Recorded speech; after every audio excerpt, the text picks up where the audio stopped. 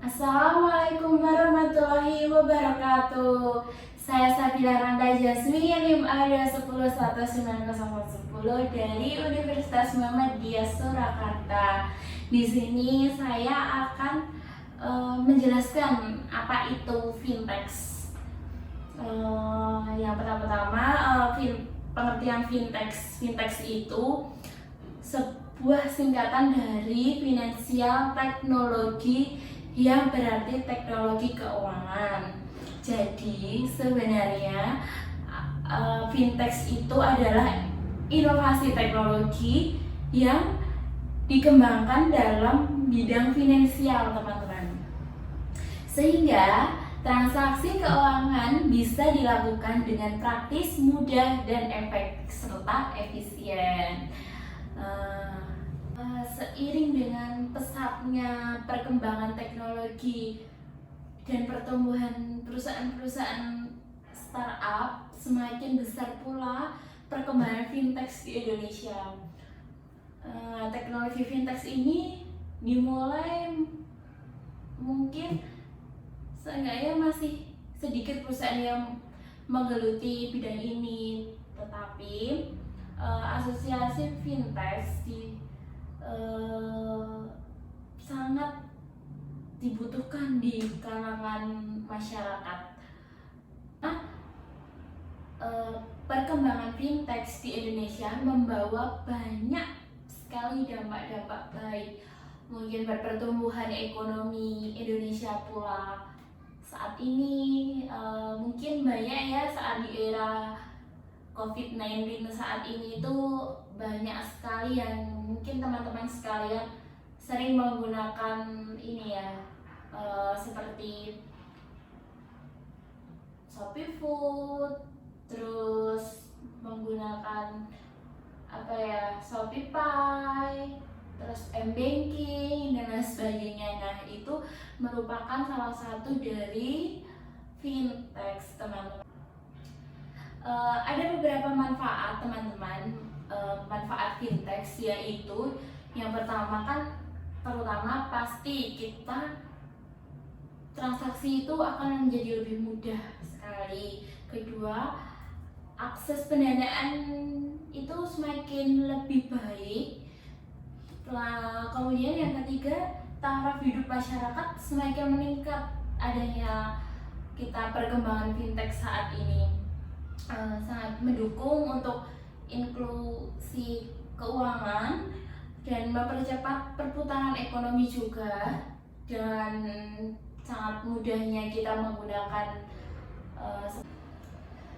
Kemudian cara kerja fintech, yaitu salah satu bidang sophistication yang mengintegrasikan pengolahan keuangan, penyimpanan, distribusi uang, dan teknologi. Oleh karena itu, cara kerja fintech sangat kompleks dan bercabang-cabang sesuai layanan kepada masyarakat.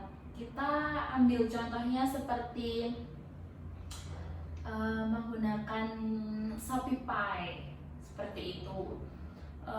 Kemudian jenis-jenis fintech di Indonesia itu sangat inovasi produk-produk fintech yang membuat aktivitas keuangan dan menunjang kehidupan masyarakat itu. Seperti contohnya yang pertama itu peer-to-peer lending, jenis utama fintech, jasa keuangan yang menyediakan peminjaman dana untuk modal usaha atau memenuhi kebutuhan. Adanya contoh fintech ini membantu pelaku usaha untuk memperoleh modal kembali dengan cepat. Kedua, crowdfunding, yaitu produk fintech yang sebagai platform mempertemukan pihak memerlukan dana dan pihak donatur dengan jaminan transaksi secara aman dan mudah. Crowdfunding tidak hanya dimanfaatkan dalam pengumpulan donasi saja, namun juga diterapkan dalam mengembangkan usaha untuk menemukan inovasi investor dan pelaku bisnis. Yang ketiga, wallet, yaitu dompet digital atau disebut juga sebagai e-wallet. Produk fintech ini berperan menyediakan tempat penyimpanan uang secara elektronik bagi penggunanya. Tujuan produk fintech berupa e-wallet adalah untuk mempermudah pengguna melakukan pencairan dana untuk transaksi dipakai menggunakan aplikasi-aplikasi lain seperti marketplace, markup, seperti mungkin Shopee, Tokopedia, Lazada, dan mungkin lain sebagainya lagi. Bank yang 100% transaksinya menggunakan secara digital melalui dari pendaftaran rekening sampai dengan manajemen aset. Bank digital berbeda dengan mobile banking karena dalam transaksi m-banking masih dikatakan dengan bank offline, sedangkan bank digital 100% transaksi elektronik. Salah satu contoh produk fintech berupa bank digital di Indonesia adalah One Mobile. Meski dirilis oleh OCBC NHP, One Mobile adalah entitas digital yang berdiri sendiri dengan manajemen aset terpisah dari rekening non-digital.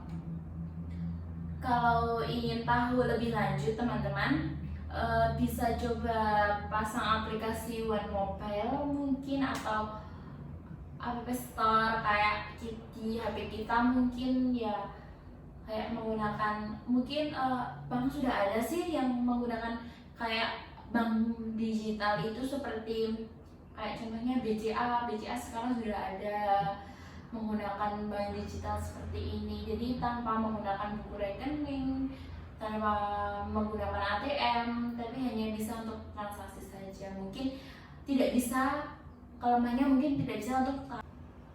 Kemudian tadi kita mengambil contoh ShopeePay, penggunaan ShopeePay, yaitu di sini saya akan menjelaskan sedikit cara untuk menjelaskan penggunaan ShopeePay ya teman-teman. Yaitu yang pertama, kita pembuatan ShopeePay, kita yang pertama otomatis kita mendownload aplikasi Shopee ya teman-teman. Shopee di Play Store. Kemudian kita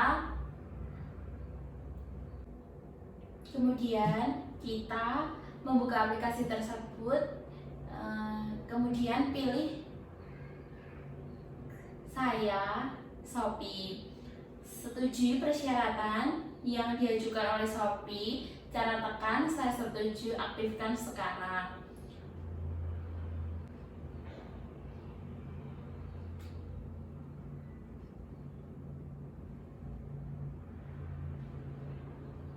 Kemudian teman-teman akan mendapatkan kode OTP yang ada di Shopee teman-teman.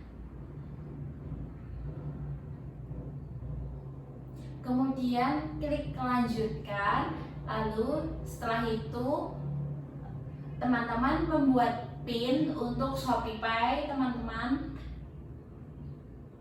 Kemudian itu ShopeePay teman-teman sudah aktif ya. Setelah teman-teman sudah mendaftar sampai tahap itu, sudah aktif akun Shopee-nya teman-teman, jika teman-teman akan melanjutkan untuk pembayaran atau pembelian barang melalui Shopee, yaitu bisa contohnya kita mau menggunakan di barang di Shopee, seperti contohnya mungkin baju atau celana atau dan sebagainya, mungkin Shopee Food juga bisa. Kemudian setelah aktivasi tadi, kita lanjut untuk top up dulu sebelum pembelian. Untuk top up yaitu teman-teman bisa dengan cara kita transfer melalui rekening yang m-banking yang teman-teman punya, kayak seperti Bank BRI, BCA, Mandiri, terus BSI, atau bisa juga melalui Alfamart atau Indomart teman-teman. Pertama, pilih produk yang akan teman-teman beli, kemudian di check out ya teman-teman. Kemudian di halaman check out ini ada metode pembayaran ShopeePay. Pastikan saldo teman-teman cukup untuk pembayaran shoppingnya tersebut ya teman-teman. Dan jangan lupa teman-teman gunakan kode gratis ongkirnya dan kode-kode dari toko tersebut, silahkan vouchernya digunakan. Kemudian lanjut cek lagi ya teman-teman barang yang teman-teman akan beli. Semuanya sudah selesai, sudah diteliti oleh teman, alamat, tempat, isi di fitur yang ada di Shopee itu. Setelah diisi, kemudian pilih pencet pesan, atau bisa buat pesan teman-teman di Shopee-nya itu.